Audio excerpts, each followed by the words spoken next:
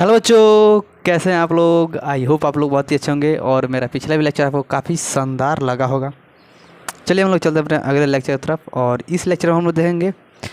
पिछले लेक्चर में हम लोग देख चुके थे मैथ जो था स्टार्ट किया था और उसमें हम लोग देख रहे थे एक्सरसाइज जो 4.1 था उसके टोटल क्वेश्चन को देख लेते और उसमें 2 ही क्वेश्चन था और पहला में आपका 8 क्वेश्चन था और दूसरा में आपका 4 क्वेश्चन था।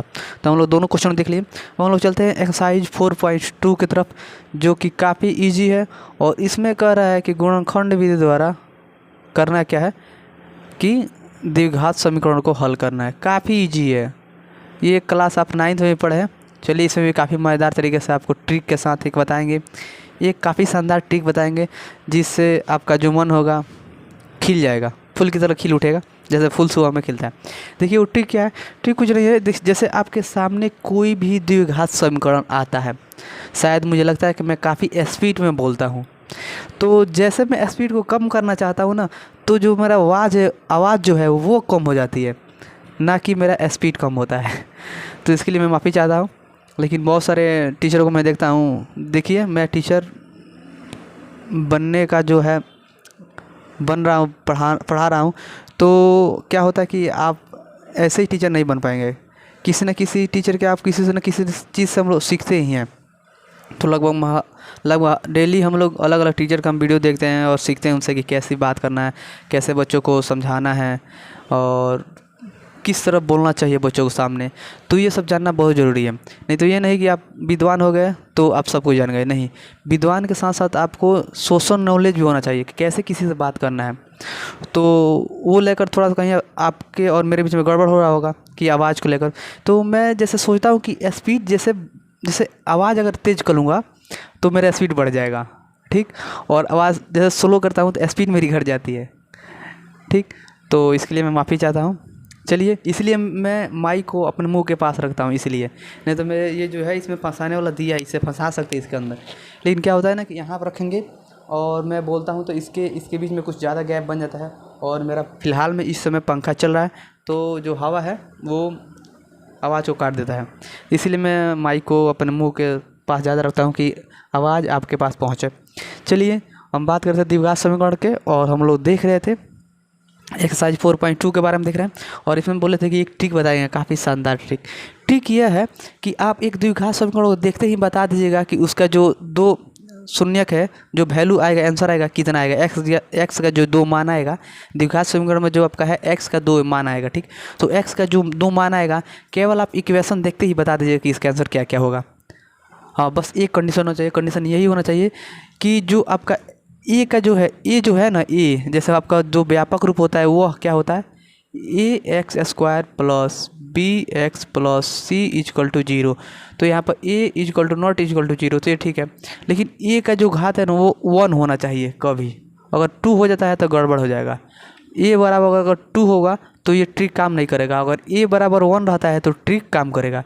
ट्रिक काम करने के लिए क्या है, जो ए का घातांक है वो आपका होना चाहिए, ए बराबर 1 होना चाहिए। इसका मतलब कैसा होना चाहिए इक्वेशन आपका, सिंपल में x square plus 7x plus 4 के रूप में ऐसा मैंने इक्वेशन होना चाहिए, जो कि आपके सामने अगर ऐसा रहेगा तो मैंने एक्स का जो घात है, एक्स स्क्वायर का जो घात है वो 1 होना चाहिए, तब वो ट्रिक काम करेगा। और काफ़ी ईजी है, काफ़ी मज़ेदार है। चलिए हम लोग देखते हैं कि ट्रिक क्या है।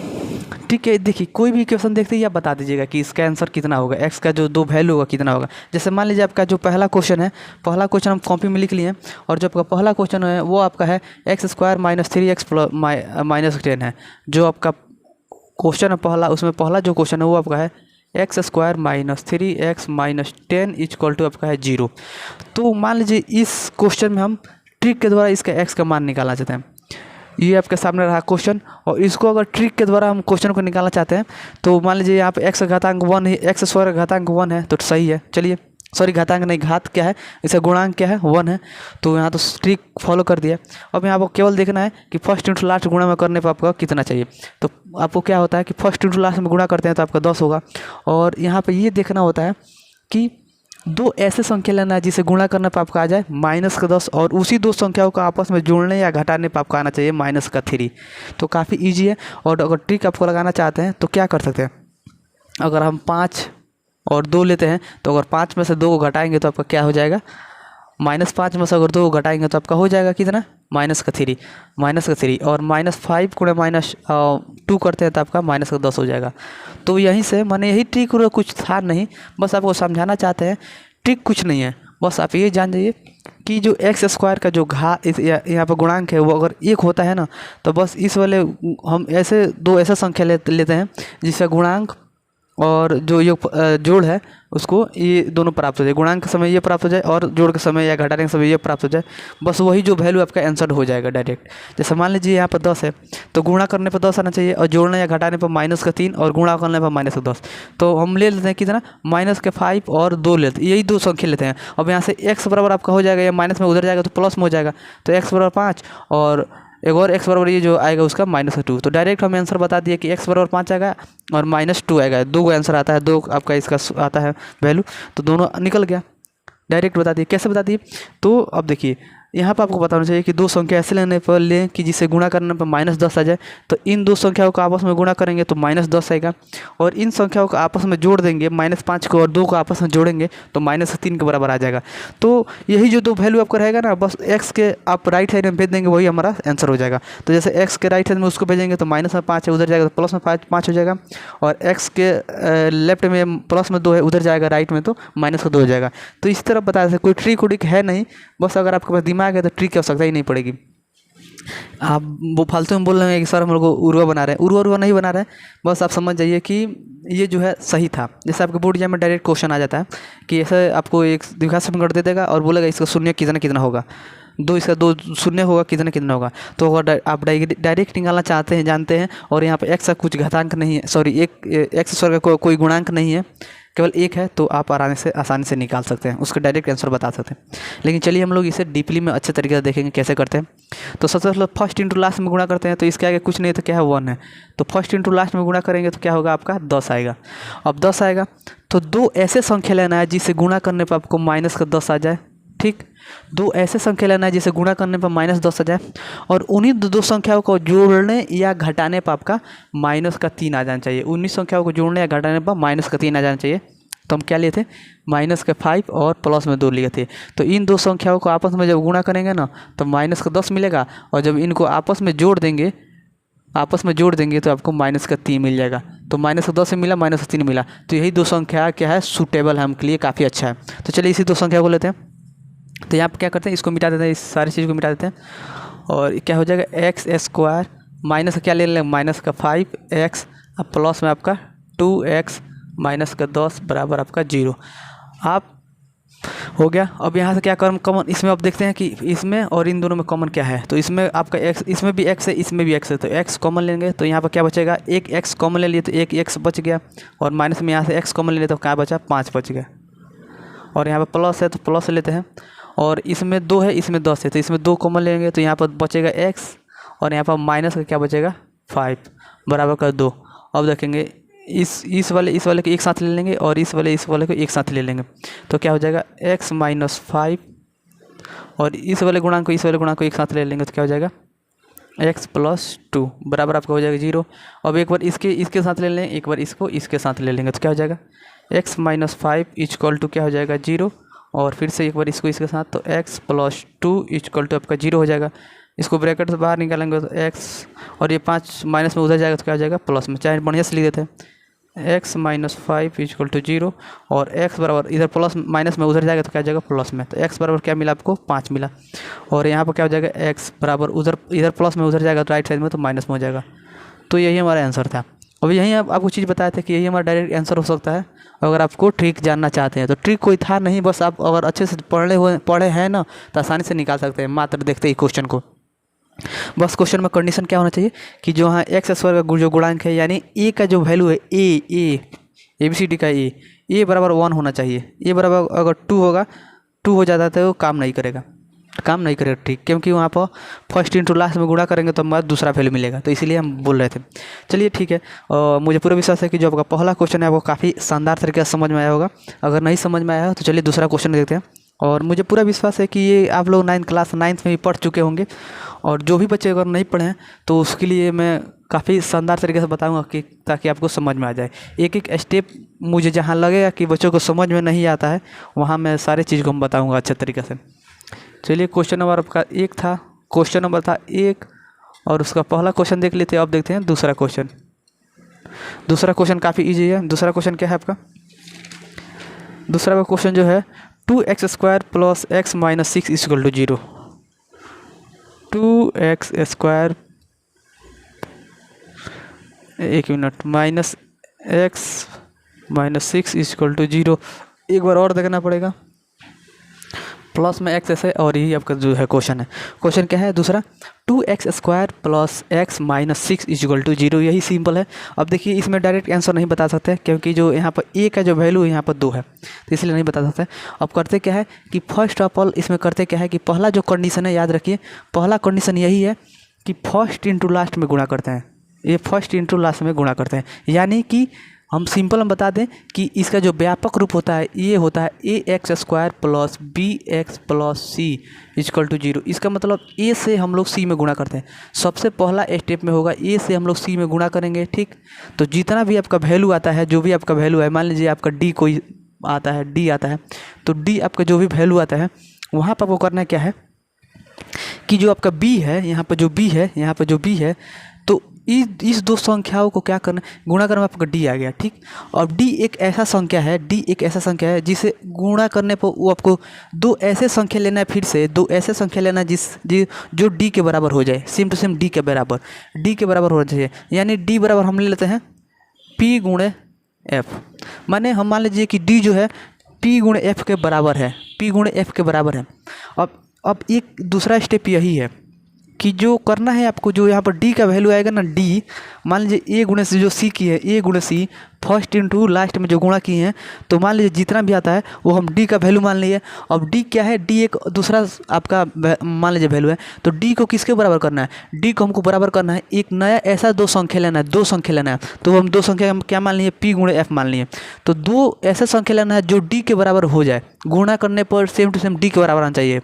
अगर d आपका माइनस में है तो दो ऐसा संख्या लेना है जिसे गुणा करने पर आपका माइनस में आ जाए। अगर d आपका प्लस में है तो दो ऐसे संख्या लेना है जिसे गुणा करने पर प्लस आ जाए। तो हम क्या किए, d यहाँ पर प्लस में मान लीजिए है, तो हम दो p और f एक दो संख्या ले लिए, इसे गुणा करने पर ये d के बराबर हो गया।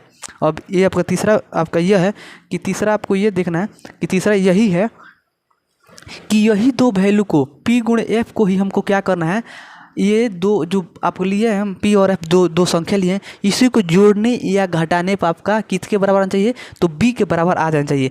इसी दो संख्याओं को ऐड करने पर b आ जाना चाहिए या घटाने पर b आ जाना चाहिए, समझ जाइए आप।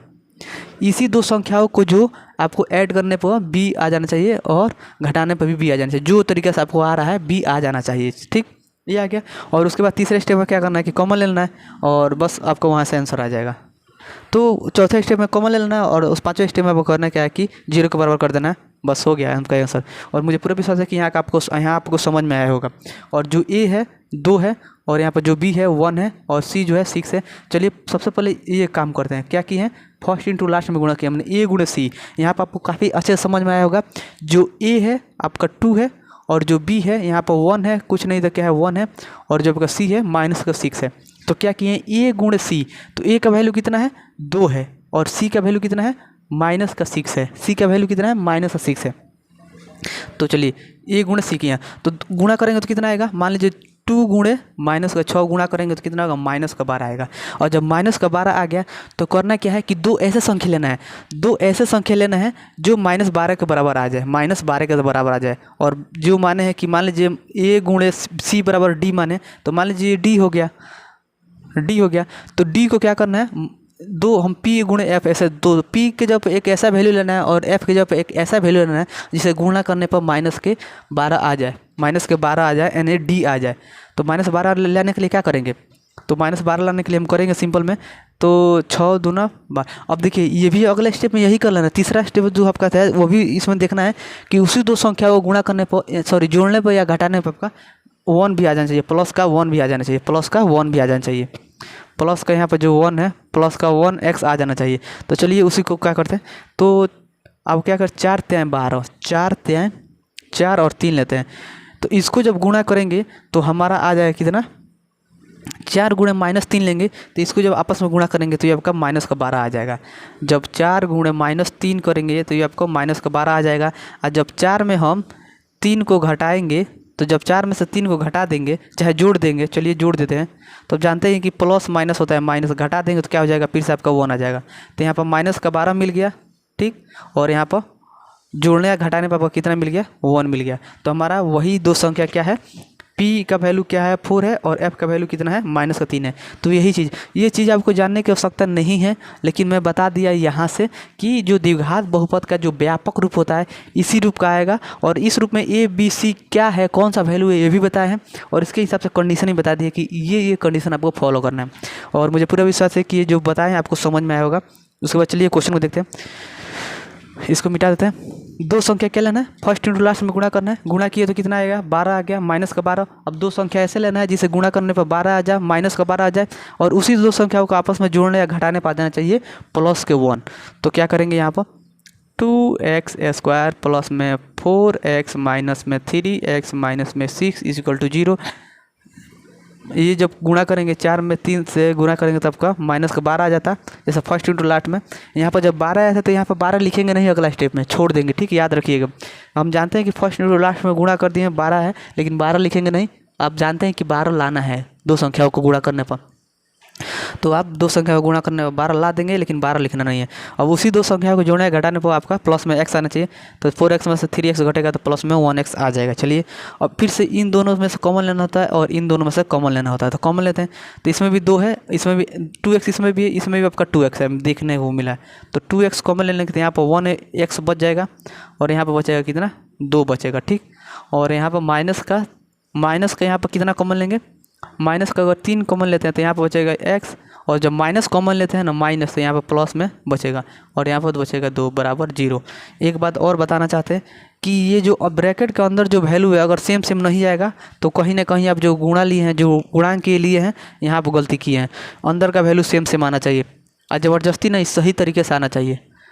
ये नहीं कि ज़बरदस्ती कुछ भी करके यहाँ पर अनसन करके ला दिए, नहीं, सही तरीके से आपका आना चाहिए। x+2 इसमें भी है, x+2 इसके में है, तो इन दोनों को एक साथ ले लेंगे, इन दोनों को एक साथ ले लेंगे।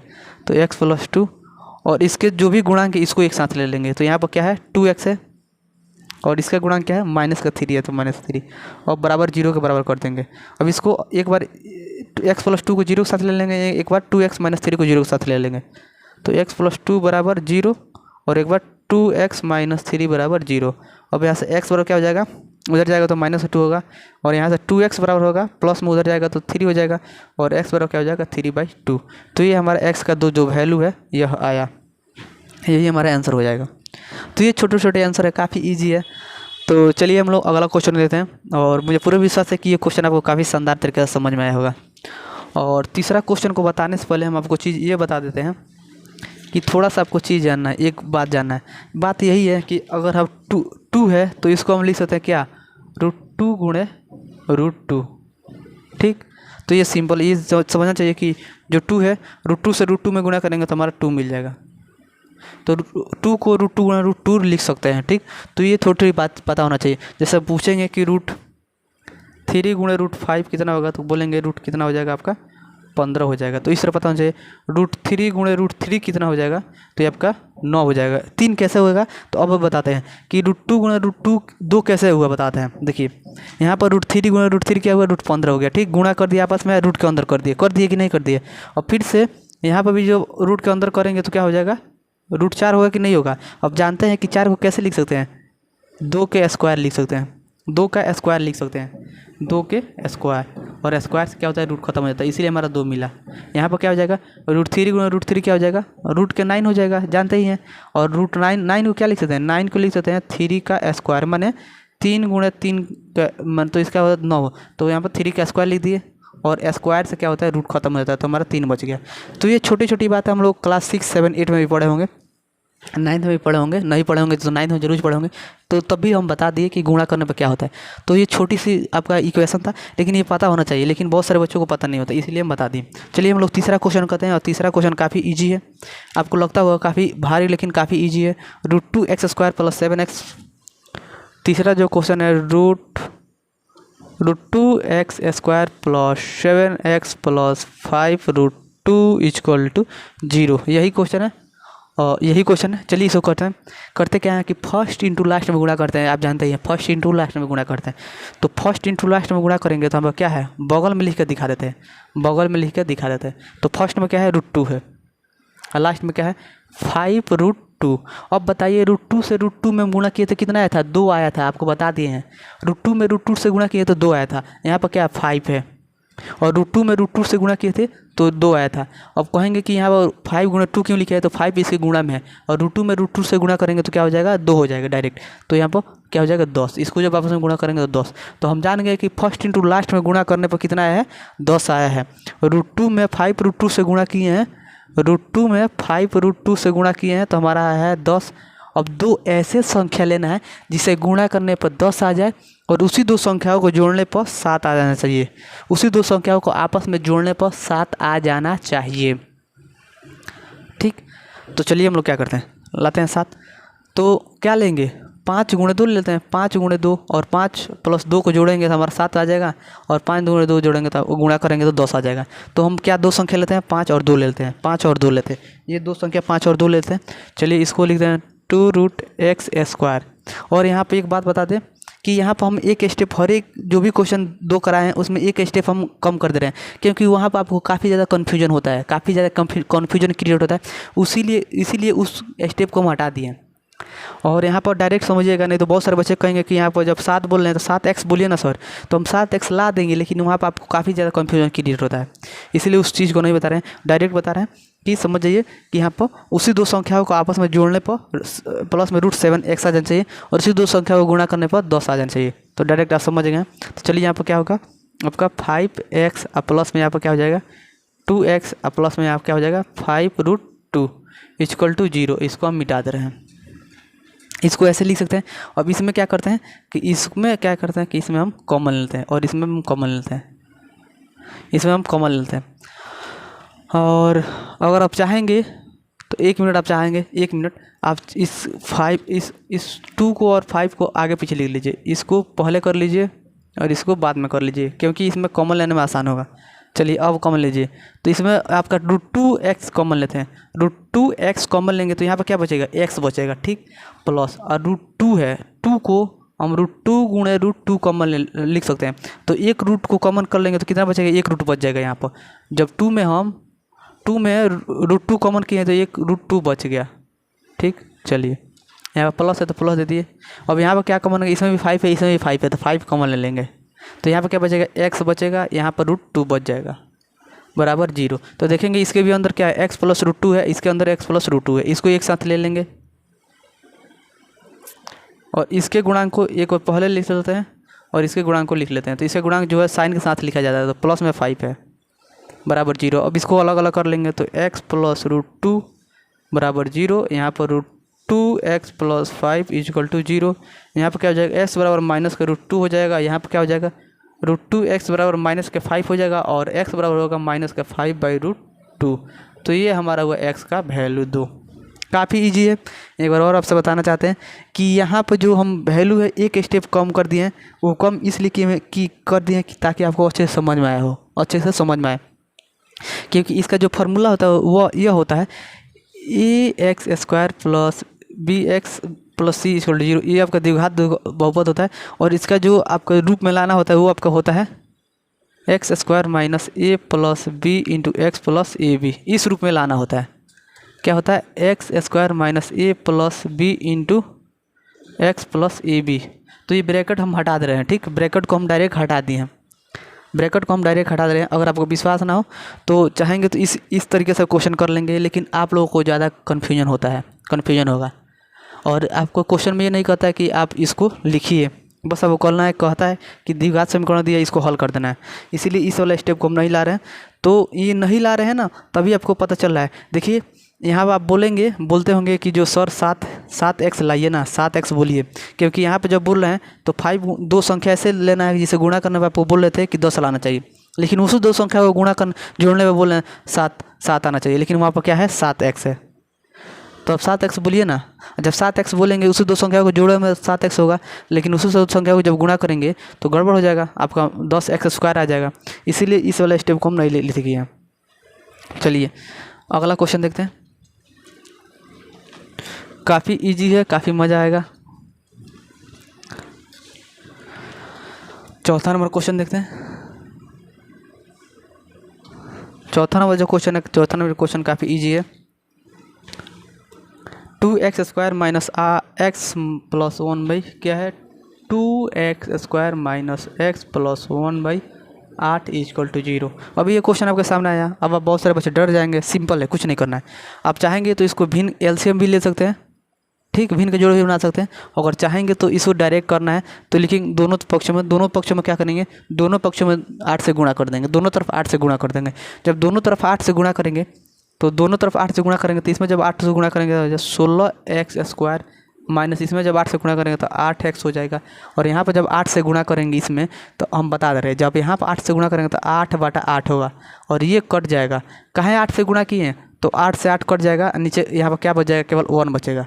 और यहाँ पर जब 8 से 0 में गुणा करेंगे तो 0 हो जाएगा। तो ये आपका डायरेक्ट समीकरण आएगा। अगर आप भिन्न लेकर बनाते हैं तब भी आपका वही आएगा। दिखा दे रहे हैं कैसे, तो भिन्न लेंगे तो इसके नीचे कुछ नहीं तो क्या 1 है, इसके नीचे कुछ नहीं तो 1 है, ठीक। एलसीएम लेंगे तो कितना होगा, एलसीएम लेंगे तो 8 होगा।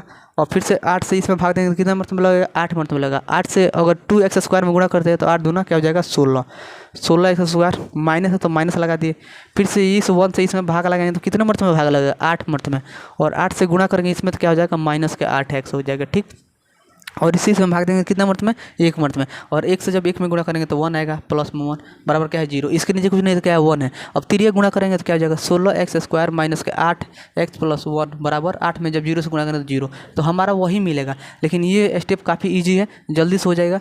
आप गुणा किया जाता है, अगर मान लीजिए किसी संख्या से गुणा कर रहा है तो गुणा हम नीचे करेंगे, ऊपर करेंगे, ठीक। तो ऊपर करेंगे तो यहाँ पर 8 दूना 16x² हो जाएगा। यहाँ पर 1 है, 1 में जब 8 से गुणा करेंगे तो -8 हो जाएगा, x हो जाएगा। अब प्लस यहाँ पर जब 8 से गुणा करेंगे तो 8/8 है, 8 से 8 कट जाएगा, हमारा मिलेगा 1, इसीलिए 1 लिख दिया बराबर 0। 8 में 0 से गुणा करते हैं 0 हो गया, डायरेक्ट हो गया। अब इसको हम लोग क्या करते हैं, द्विघात बहुपद के रूप में आ गया।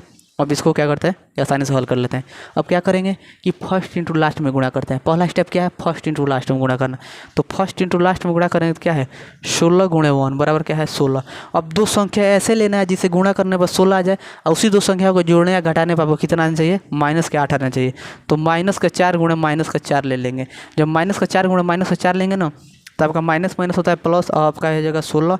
और इसी दो संख्याओं को जब आपस में जोड़ेंगे तो क्या होगा, -4 अब प्लस माइनस होता है माइनस बराबर 4, जब जोड़ेंगे तो क्या हो जाएगा -8।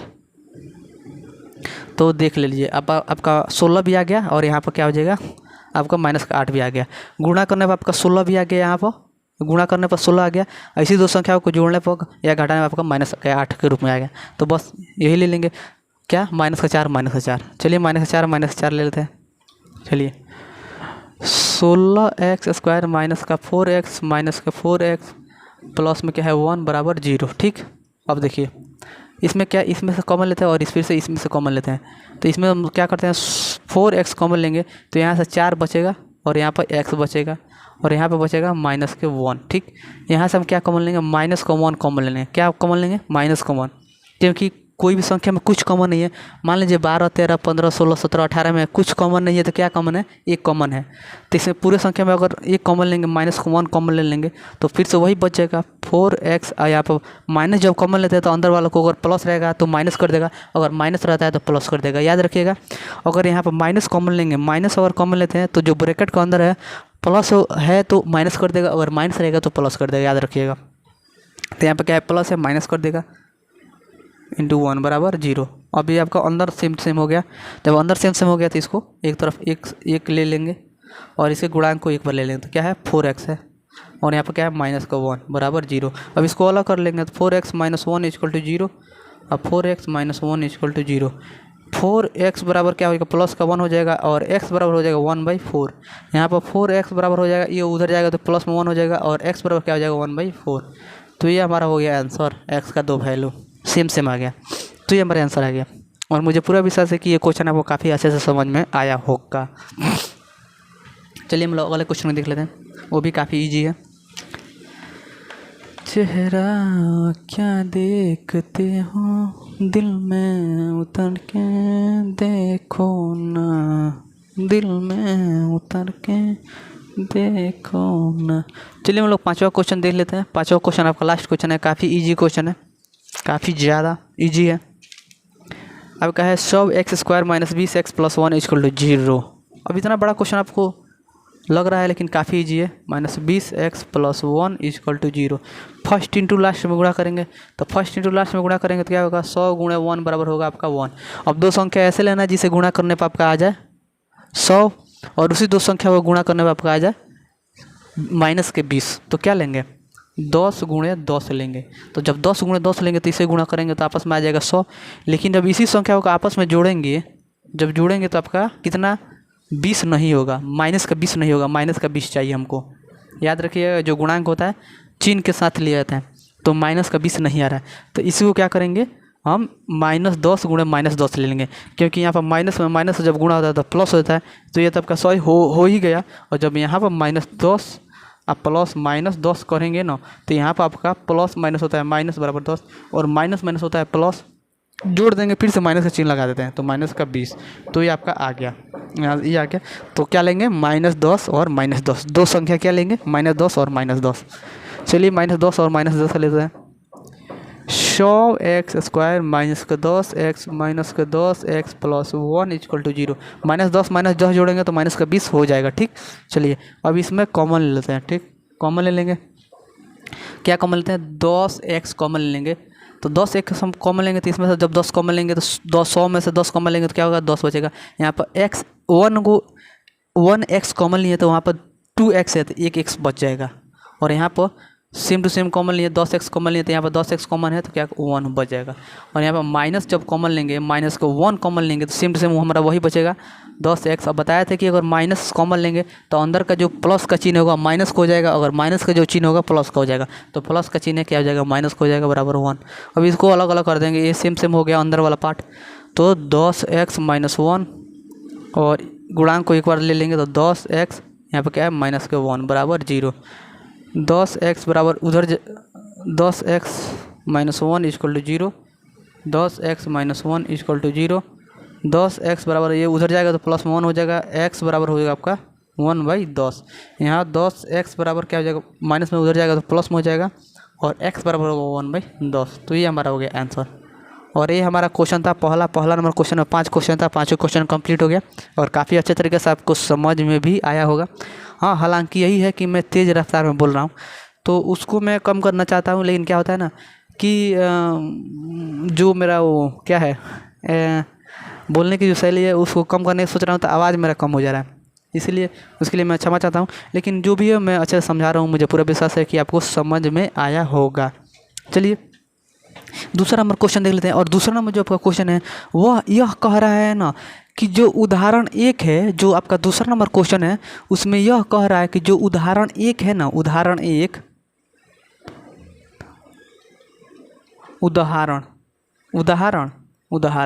एक जो है उसके दो क्वेश्चन है, जो दो क्वेश्चन है उसके जो क्वेश्चन है उसको हल करके और उसमें जो द्विघात समीकरण है उसको हल कर दीजिए। तो चलिए हल करते हैं। और वो जो क्वेश्चन काफ़ी इजी है। जो उदाहरण पहला दूसरा क्वेश्चन में यह कह रहा है कि उदाहरण 1 को लीजिए और उदाहरण 1 में जो दो आपको क्वेश्चन दिया है उस दो क्वेश्चन से आपको द्विघात समीकरण निकालना है और निकालने के बाद आपको उसको हल करना है। काफ़ी इजी है क्वेश्चन।